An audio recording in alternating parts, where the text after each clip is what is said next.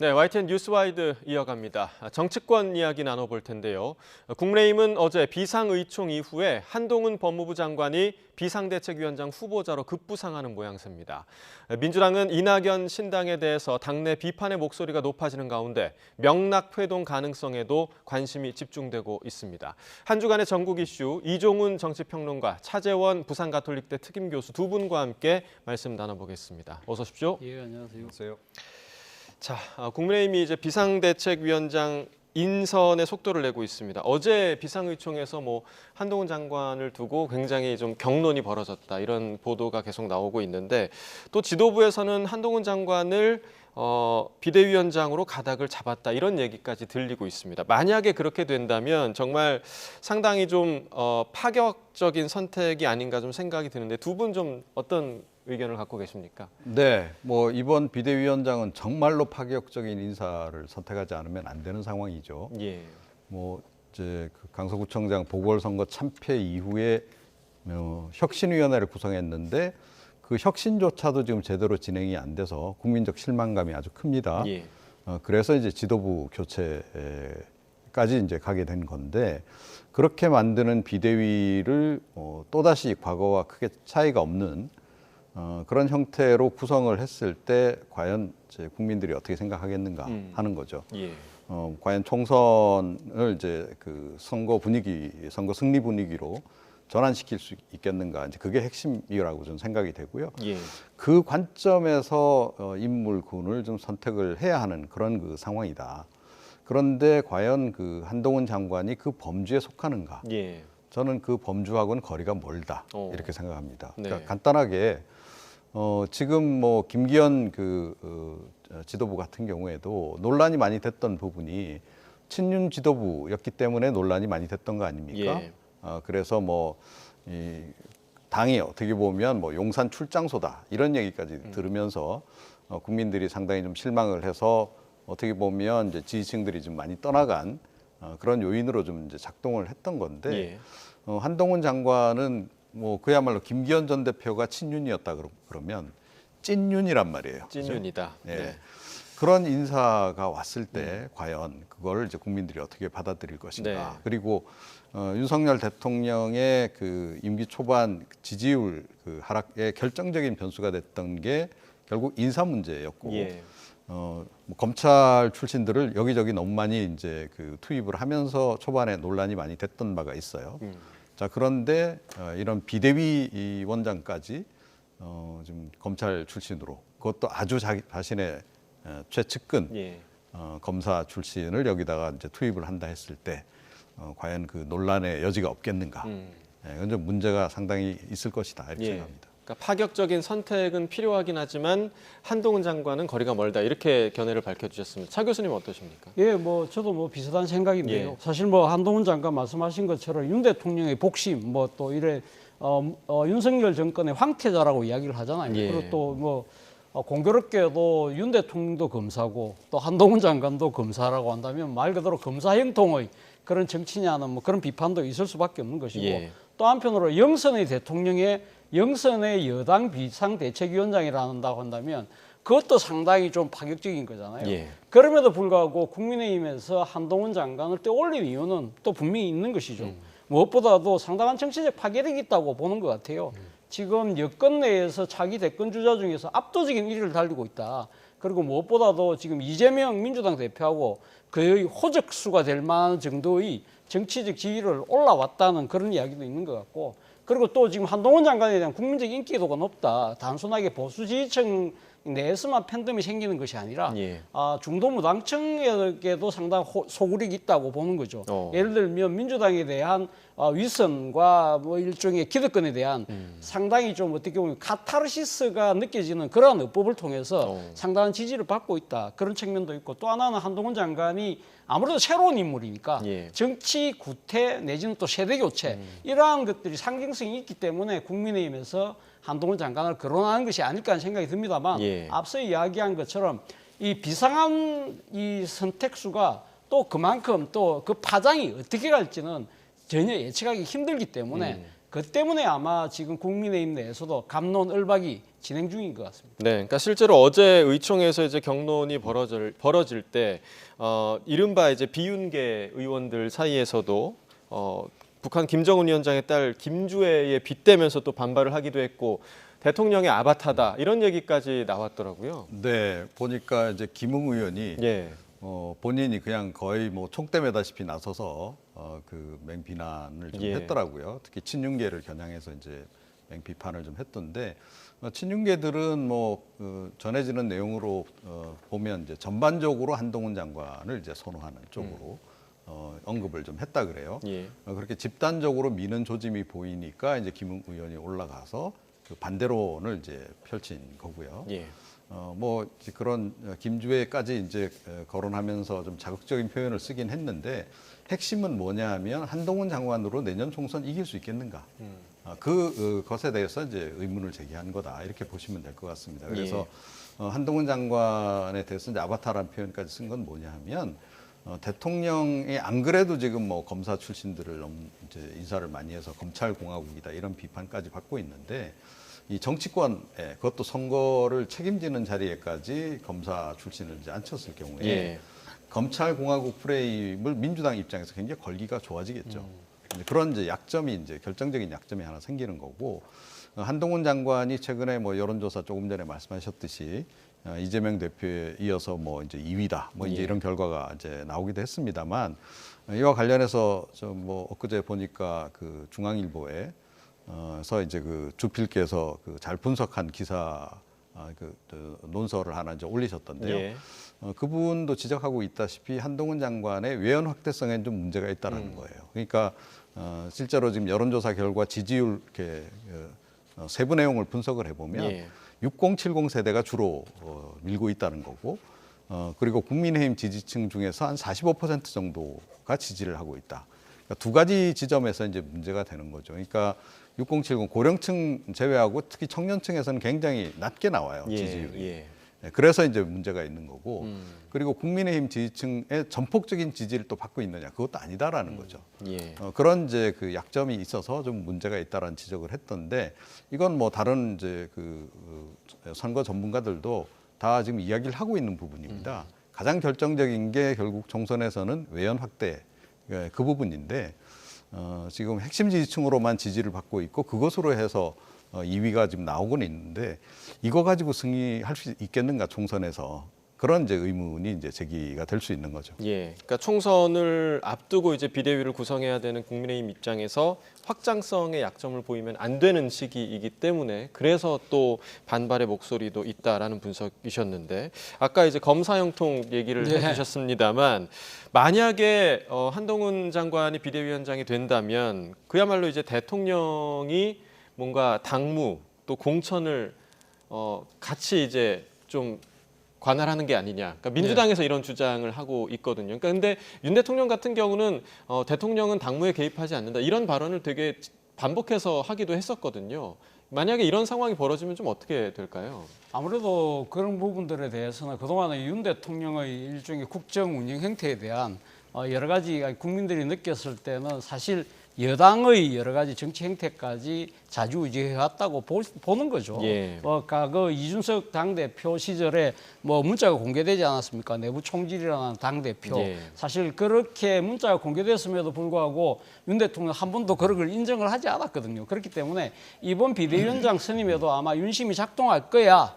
또 실제 작동하고 있을 거라 그 많은 분들이 보는 것 같고요. 바로 그 때문에 당내에서도 상당히 반발이 제기되는 것인데 결국 지금 만약에 한동훈 장관이 비대위원장이 된다고 한다면 결국은 지금 윤 대통령과의 차별화를 어떻게 할 것이냐가 가장 중요한 것이겠죠. 만약에 지금 새로운 그 비대위 체제가 여전히 윤심과 친윤들에 의해서 자주의지된다고 한다면 그거는 뭐 비대위원회를 만드나 안 만드나 똑같은 상황이 될 수밖에 없다는 것이죠. 이러한 부분들을 아마 한동훈 장관이 만약에 비대위원장을 맡는다고 한다면 바보가 아닌 이상 그걸 누구보다 잘 알겠죠. 그렇기 때문에 나름대로는 차별화를 할 가능성이 없잖아, 그러니까 있을 거라는 생각이 들어요. 그런데 물론 뭐 헤어질 결심을 하고 아주 뭐 이렇게 차별화를 할 수는 없겠지만 그래도 상당한 그러니까 국민의힘이 여당으로서의 정치적 자율성을 발휘할 수 있을 정도의 대통령과의 좀 맞설 수 있는 그런 좀 발칙한 정도의 모습은 보여야 될 것이 아닐까 하는 생각이 들고요. 또 한편으로는 지금 뭐 이 한동훈 비대위원장이 된다고 해서 한동훈 비대위원장 한 명만의 노력이 아니라 또 한편으로는 이러한 이 상당히 지금 위험한 시기라고 한다면 그러한 인식에 대해서 과연 용산 특히 나아가서 윤 대통령이 얼마만큼 그런 위기의식을 가지느냐의 문제라는 것이죠. 그렇다고 한다면 지난 강서구청장 보궐선거 직후에 윤 대통령이 내가 바뀌겠다고 하는 부분들이 사실은 이 여당의 정치적 자율성을 확보해주고 그리고 그동안의 국정 운영에 있어서의 지적받아왔던 뭐 여러 가지 문제들에 대해서 개선하는 모습들이 아울러 표출될 때야만 아마 이 지금 여당의 입장에서는 총선에서 한번 해볼 만하다는 이야기가 놓을 수 있는 하나의 전제 조건이 아닐까 하는 생각이 듭니다. 네, 아마 이르면 이제 다음 주 안에 비대위원장이 지금 임명될 것으로 보이는데 어떤 인물, 정말 우리가 예상한 대로 한동훈 장관이 될 것인가 이 부분 좀 지켜봐야 할 부분인 것 같고요. 자, 장제원 의원 이야기를 좀 나눠보겠습니다. 내년에 이제 총선 불출마를 선언을 했고 또 당내 혁신의 아이콘으로 올라섰습니다. 어제였죠? 사상구에서 이제 마지막 의정 보고회를 열었는데 언론에 눈물 훔치는 장면이 굉장히 많이 좀 나오고 있더라고요. 장제원 의원이 사실상 실리를 챙겼다. 이런 분석도 나오고 있는데 어떻게 좀 보시나요? 네, 정치권에서는 뭐 전반적으로 이제 2보 전진을 위한 1보 후퇴. 예. 이렇게 지금 이제 해석을 하죠. 그러니까 사실은 뭐 이제 인요한 혁신위원회가 흐지부지 이렇게 마무리될 그런 이제 위기 상황에서 장제원 의원이 불출마 선언으로 해서 이제 혁신의 불씨를 좀 살려낸 이제 그런 상황이다 이렇게 이제 봐야 되겠습니다. 근데 사실은 한동훈 장관으로 비대위원장을 가져가게 되면 다시 또 그 역방향으로 가는 거라서 예. 장제원 효과는 상당히 좀 감소할 수밖에 없다. 그 지점을 제가 이제 우선 지적을 해드릴 수밖에 없고요. 장제원 의원은 이번에 어찌됐건 본인이 이제 희생하는 그런 이제 모습을 보임으로 해서 윤 대통령으로부터도 상당히 점수를 얻었을 것이다. 예. 이제 그렇게 이제 본다면 정부 쪽에서 이제 그 자리가 좀 날 수도 있는 거죠. 예. 그러니까 정부 쪽으로 데려와서 좀 기회를 줄 가능성이 있습니다. 예를 들어 장관 자리 같은 거. 그리고 이제 그 다음에 이제 사실은 뭐 국회의원도 있지만 3선 정도 하고 나면 그 광역자치단체장 정도에도 많이 관심을 갖습니다. 예. 그게 이제 대권으로 가는 이제 일종의 약간 그 징검다리 역할도 예, 할 수 예. 있기 때문에 이제 그런데 그래서 지금 많은 이제 사람들의 이제 얘기가 장관 거쳐서 결국은 부산시장 가려고 하는 거 아니냐. 예. 그리고 실제로 그 트랙으로 갈 가능성이 높다. 이렇게 지금 이야기는 하고 있습니다. 예. 뭐 장 의원 본인은 이제 뭐 그런 거 염두에 안 두고 있다라고 좀 이야기는 하고 있지만 대부분의 이제 그 전문가들은 예. 그동안에 워낙 그런 이제 전례들이 있었기 때문에 예. 그렇게 지금 해석을 하고 있는 그런 상황입니다. 장제원 의원과는 조금은 이제 다른 선택을 한 김기현 전 대표 이야기로 예. 좀 이어가 보자면 뒷말이 좀 무성하더라고요. 다수 언론에 따르면 대통령실은 반대 결정을 하기를 원했는데 예. 김기현 대표가 이제 불출마 말고 당 대표 사퇴로 가닥을 잡았다. 네. 뭐 이런 얘기 좀 들리더라고요. 뭐 김기현 뭐 대표 전 대표 입장에서는 아마 이 본인이 대표직을 유지하고 불출마할 경우에는 결국은 이 지금 불출마 그러니까 대표직 유지도 힘들 거라고 보는 것이죠. 예. 그렇기 때문에 사실 뭐 지금 본인의 입장에서는 나름대로 정치적 희생을 하는 모습들이 사실은 불출마보다는 대표직을 던지는 것이 겉으로 드러나기에는 더 큰 헌신과 희생으로 비출 수 있다는 생각을 아마 한 것 같고요. 예. 그런 걸 통해서라도 자신이 계속적으로 정치를 할 수 있는 나름대로 하나의 안전판을 만들겠다는 그런 실리적 계산도 깔려 있는 것 같고 또 한편으로는 이 지금 이러한 사안이 빚어진 부분에 대한 예. 나름대로의 정치적 저항, 반발 이런 심리도 좀 깔려 있는 것이 아닐까라는 생각이 들어요.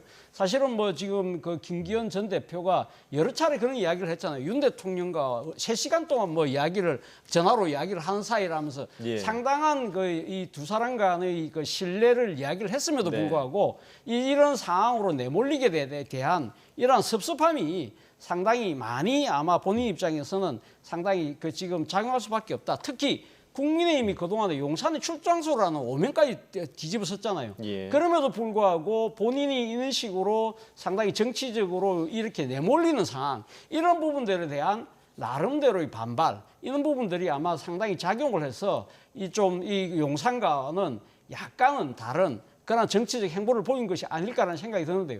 앞으로 뭐 최종 지금 총선까지 상당한 시간이 남아 있기 때문에 과연 김기현 전 대표가 과연 용산과의 그런 이 정치적인 일종의 뭐랄까요? 그러니까 지금 대결 국면처럼 삐치는 행위를 계속할지는 좀 더 지켜볼 대목인 것 같습니다. 예, 그러니까 장제원 의원과 김기현 전 대표 다른 선택을 한 두 인물의 앞으로의 행보 좀 지켜볼 대목인 것 같고요. 민주당 이야기로 좀 넘어가 보도록 하겠습니다. 지금 민주당에서도 국민의힘 상황을 계속 보고 있단 말이죠. 그래서 이재명 대표 사퇴, 또 통합비대위 구성을 민주당 비명계에서 지금 요구를 하고 있습니다. 만약에 이 부분에 대해서 이제 이재명 대표가 응하지 않을 경우에 그 우리가 원칙과 상식으로 대표되는 비명계 앞으로 행보 어떻게 될 거라고 예상하십니까? 뭐 최후의 수단으로 탈당까지 고려하겠죠. 예. 그건 뭐 이제 불가피한 겁니다. 그러니까 본인들이 공천을 받을 수 없는 상황이다 이렇게 되면 그때 대부분의 이제 의원들은 이제 무소속으로 이제 출마를 하거나 아니면 이제 밖으로 나가서 그러니까 뭐 탈당해서 신당에 이제 뭐 합류를 한다거나 이제 그런 이제 선택을 이제 하게 되는 거기 때문에. 뭐 의원들 중에는 이제 그런 절체절명의 상황에 이제 봉착하게 되면 탈당을 불사하는 그런 경우도 많이 좀 생기지 않을까 좀 그렇게 이제 생각이 들고요. 예. 지금 뭐 이재명 대표에 대한 사퇴 요구는 뭐 꽤 오래 전부터 있지 않았습니까? 예. 어떻게 보면 뭐 올 뭐 여름 정도부터는 뭐 거의 그 상당한 강도로 계속 이제 비명계 쪽에서 이제 문제 제기를 이제 해온 그런 그 상황인데 그런데 뭐 계속 이렇게 친명계 쪽에서는 회피 전략을 썼죠. 예. 회피 전략 내지는 지연 전술을 계속 썼습니다. 그래서 처음에는 10월 사퇴설 이런 것도 이제 퍼뜨렸다가 그 다음에는 12월 사퇴설 이제 퍼뜨렸었잖아요. 여러 설이 존재했죠. 네. 이번에도 이제 사퇴 요구가 막 이제 또 제기가 되니까 뭐 언젠가 적정한 시점에 그래서 나온 얘기가 뭐 1, 2월 뭐 이렇게 지금 나오고 있는데 이게 실제로 그렇게 구현이 될지는 이제 좀 두고 봐야 되는 상황이다. 그동안에 계속 말을 좀 친명계 쪽에서 번복을 해왔기 때문에 뭐 그런 상태에서 이재명 대표가 뭐 극적인 결단을 내릴 수도 있겠죠. 근데 극적인 결단을 내리더라도 이재명 대표는 굉장히 현실주의자라고 저는 생각을 하는데 그렇기 때문에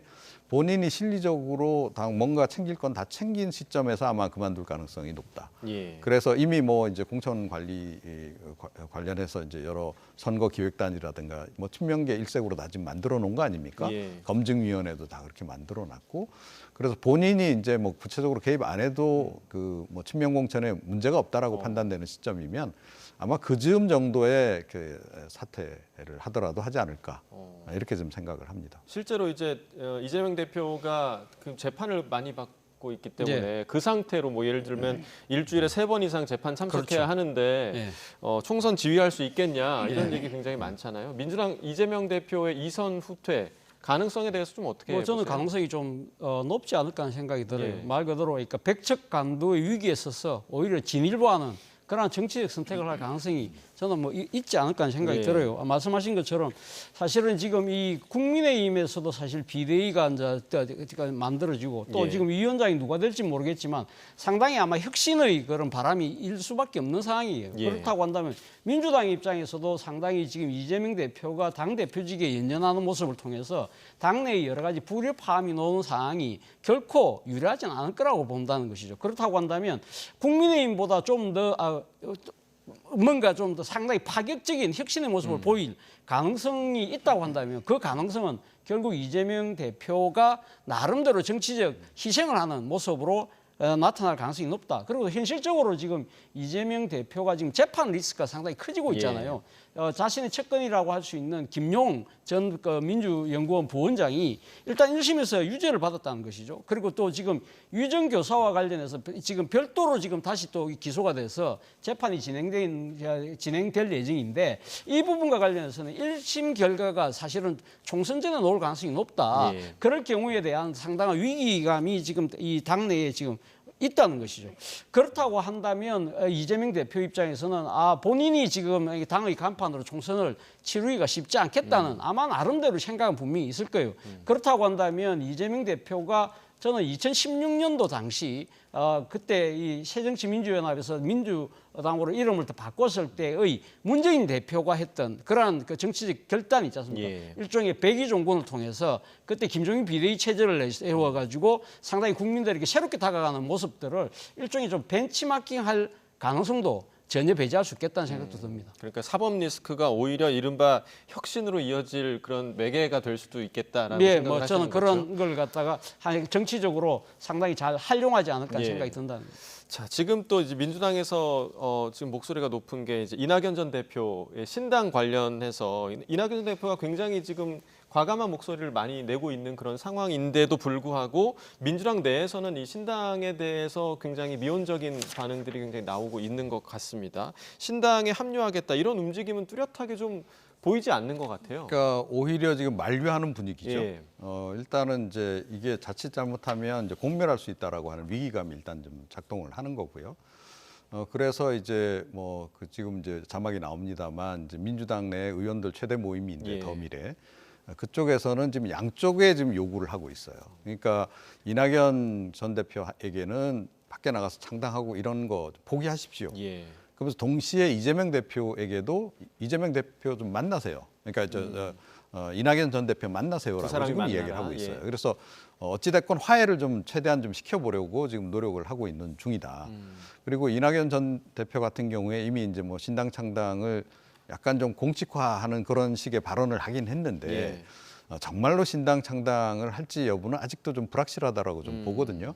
아마 여전히 좀 붙들어 달라는 그런 그 내심도 좀 꽤 깔려 있는 것 같고 그래서 그런 부분을 이제 이재명 대표가 좀 잘 판단을 해서 좀 이제 해야 되지 않을까 싶은데 뭐 결국은 이제 뭐 아주 냉정하게 말씀드리면 이제 정치적 지분 또 공천 지분 뭐 이런 거하고 좀 관련이 이제 돼 있는 문제라서 이재명 대표가 이낙연 전 대표하고 회동을 만약에 추진하려고 한다면 뭔가 답은 확실히 가지고 가야 될 거다 이렇게 생각을 하고요. 그리고 한 번 회동하는 것으로 사실은 모든 게 정리될 수 있을 정도로 그렇게 상황을 끌고 가는 게 이재명 대표에게도 굉장히 도움이 되지 않을까 이렇게 생각합니다. 지금 그 평론가님 얘기해 주신 대로 예. 이낙연 전 대표와 이재명 대표가 만날 가능성, 그러니까 더 좋은 미래에서 계속 요구를 했는데 예. 그 가능성에 대해서는 교수님 어떻게 보세요? 물론 뭐 이재명 대표 입장에서는 어떤 식으로든 이낙연 전 대표를 어떤 식으로 정치적 포용을 하려는 노력들을 많이 할 것 같은데요. 네. 지금 당장 이낙연 전 대표 입장에서는 상당히 그러니까 지금 정치적인 일종의 터닝, 그러니까 할 가능성이 점점 더 희박해지고 있다는 생각이 들어요. 그만큼 상당히 본인 입장에서는 신당 창당에 대한 의지가 아주 강한 것이죠. 그렇기 때문에 그렇지만 그럼에도 불구하고 지금 이낙연 전 대표 생각대로 그러면 모든 것들이 굴러갈 것이냐? 그렇지 않을 거라는 것이죠. 네. 사실은 지금 어떻게 보면 첫 번째는 명분이 별로 없잖아요. 지금 사실은 뭐 지금 이재명 사당하라고 이야기는 하지만 이재명 대표가 앞서 제가 말씀드린 대로 아마 총선 임박에서는 어떤 식으로든 자기 나름대로 희생과 헌신하는 모습을 보일 가능성이 상당히 높거든요. 예. 그렇다고 한다면 지금 이낙연 전 대표의 이러한 그러니까 이 신당행의 모습 자체가 어떻게 보면 이재명 당대표의 정치적 희생을 나름대로 하려는 그러한 하나의 정치적 노림수도 있을 수 있는 것이기 때문에 네. 그런 부분들을 본다고 한다면 약간은 좀 더 상황을 좀 지켜볼 필요가 있다. 그리고 또 현실적으로 사실은 이낙연 신당이 만들어질 경우에 상당히 정치적으로 성공할 가능성도 그렇게 높지 않다는 것이죠. 왜냐하면 지금 우리 선거구 제도가 일단 소선구구제라고 한다면 사실은 지금 이낙연 전 대표가 만약에 생각하는 제3의 신당이 만들어진다 하더라도 소선구구제에서 작동하는 사표 방지 심리에 의해서 1당과 2당 말고 제3당이 살아남을 가능성이 쉽지 않다. 그리고 또 하나는 비례대표제와 관련해서 기존의 지금 연동형 제도에 의해서 그렇다고 한다면 비례정당을 통해서라도 뭐 의석을 확보할 가능성이 높지만 민주당 내에서는 사실은 병리평으로 해결할 가능성이 높잖아요. 예. 그리고 실제 병리평으로 해결할 경우에는 그 명분을 확보하기 위해서 권역별 비례대표제로 할 가능성이 높다고 하는데 그럴 경우에는 제3당의 의석을 확보하려고 하면 최소 정당 득표율이 7%를 넘어야 된다는 예. 거예요. 그렇다고 한다면 그런 상황이 쉽지 않다. 그런 부분들을 본다고 한다면 상당히 이낙연 전 대표의 행보가 상당히 빠른 듯이 보이지만 예. 상당히 그 이 종착점이 신당이라고 딱 못을 받기는 좀 이르다는 생각도 듭니다. 신당이 아닐 수도 있다라고 얘기를 해주셨는데 이런 가능성도 있습니다. 그러니까 지금 이제 외곽에 있는 금태섭 전 의원 그리고 이제 이준석 전 대표 이렇게 같이 이른바 빅텐트를 구성해서 신당을 창당할 확률에 대해서는 좀 어떻게 보세요? 네, 그 문제와 관련해서는 가장 큰 이제 변수는 이제 이준석 전 대표가 탈당해서 신당하겠다고 좀 합류를 할 거냐 말 거냐. 예. 이게 이제 되겠죠. 아무래도 이준석 전 대표 같은 경우에는 뭐 일정 부분의 팬덤이 존재한다. 그러니까 예. 지지율이 좀 존재하지 않습니까? 그래서 여론조사 각종 여론조사 결과를 보더라도 뭐 10% 이상 약간 이제 그런 지지가 좀 존재한다는 거예요. 근데 사실은 그래서 이제 이낙연 전 대표도 이준석 전 대표를 자꾸 끌어들이려고 하는 거라고 저는 봅니다. 그러니까 예.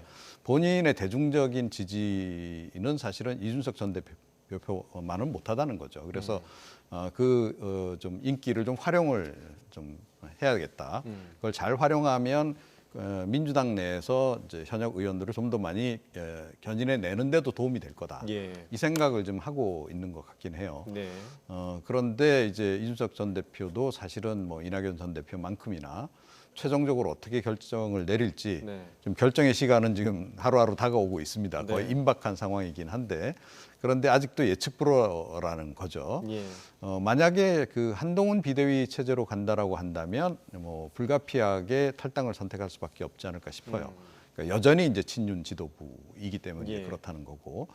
그런데 만약에 비대위원장이 이제 그보다는 좀 더 중립적인 인물, 그래서 좀 대화가 될 만한 인물이 들어온다라고 하고 생각한다면 특히 또 이제 그 비윤계를 좀 이렇게 끌어안는 그런 성향의 이제 비대위원장이 온다라고 친다면 예. 그때는 좀 잔류할 가능성도 있겠죠. 이준석 전 대표의 잔류 가능성. 예, 그래서 사실은 이준석 전 대표의 잔류 여부는 이번 그 비대위원장을 누구로 선임하느냐 그것에 지금 많이 지금 달려 있다 이렇게 예. 생각을 합니다. 자, 이준석 전 대표의 신당 창당 가능성에 대해서 교수님은 좀 어떻게 보시나요? 일단 뭐 지금 12월 27일까지 일단 시한을 지금 말을 하고 있지 않습니까? 예, 예. 그렇다고 한다면 거꾸로 이야기하면 12월 27일까지 상황이 만약에 바뀐다고 한다면 머무를 수도 있다는 이야기거든요. 상황이 바뀐다면 그 바뀐다는 의미는 뭘까요? 의미는 아까 네. 말씀하신 것처럼 비대위원장이 누가 되느냐 하는 부분이죠. 사실 우리가 아까 이야기했던 대로 지금 국민의힘의 지금 기류를 보면 사실은 지금 한동훈 장관이 상당히 지금 유력하잖아요.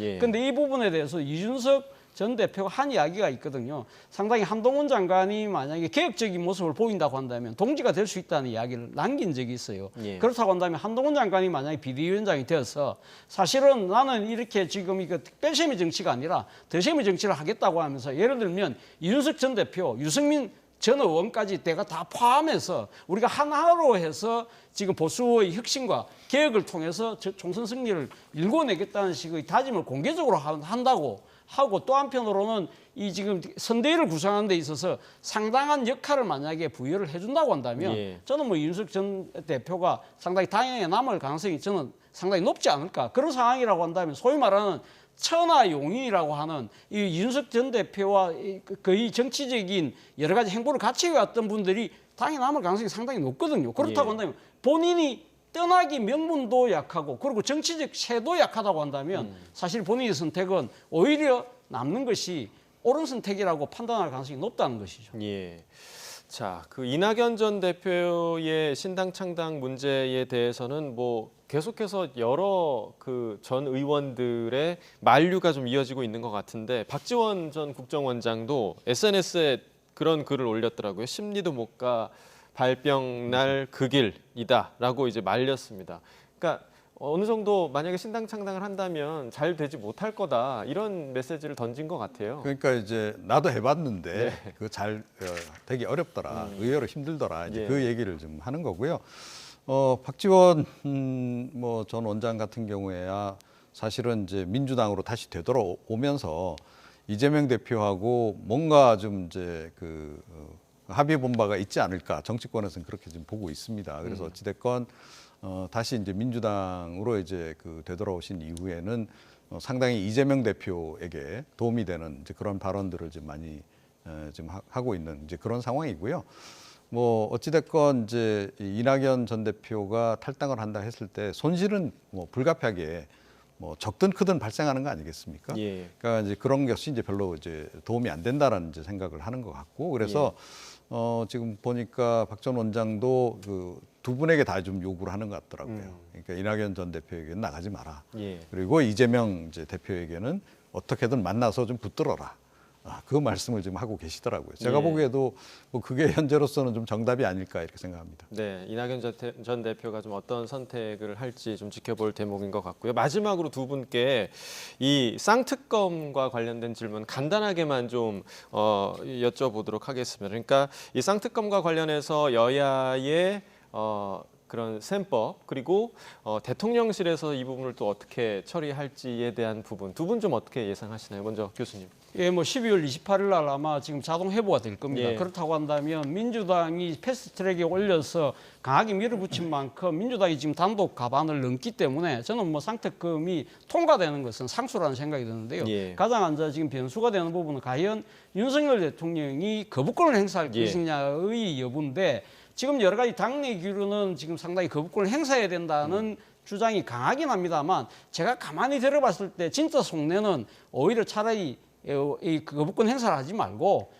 이 지금 쌍특검을 받는 것도 하나의 방법이라는 생각을 조심스럽게 아마 지금 이렇게 내심 타진하고 있지 않을까 하는 생각이 들어요. 뭐 지금 사실은 김건희 특검법과 관련해서는 김건희 여사와 관련해서는 뭐 항상 이 지난 정권 때 탈탈 틀었는데 하나도 문제가 된 것이 없다고 예. 그만큼 자신을 했잖아요. 그렇다고 한다면 오히려 당당하게 맞서는 모습이 더 필요하다. 그리고 실제 거부권을 행사했을 경우에 지금 만약에 공천 국면하고 맞물릴 경우에 예. 상당히 그 당내에서 이탈하는 표들이 적지 않을 것인데 그럴 경우에 만약에 제의를 요구해가지고 그것이 통과될 경우에는 예. 오히려 더 정치적인 공경으로 빠지는 자충수가 될 수 있다. 그렇기 네. 때문에 오히려 정면 돌파를 하자는 목소리들이 아마 저는 조만간 표출되고 새로운 비대위원장이 누가 될지 모르겠지만 그분 같은 경우가 아마 새로운 하나 모습을 보여주는 하나의 장치로서 이 지금 쌍특검에 대한 제2요구권을 그냥 예. 중단하시고 우리 받고 정면 돌파합시다라고 할 가능성이 저는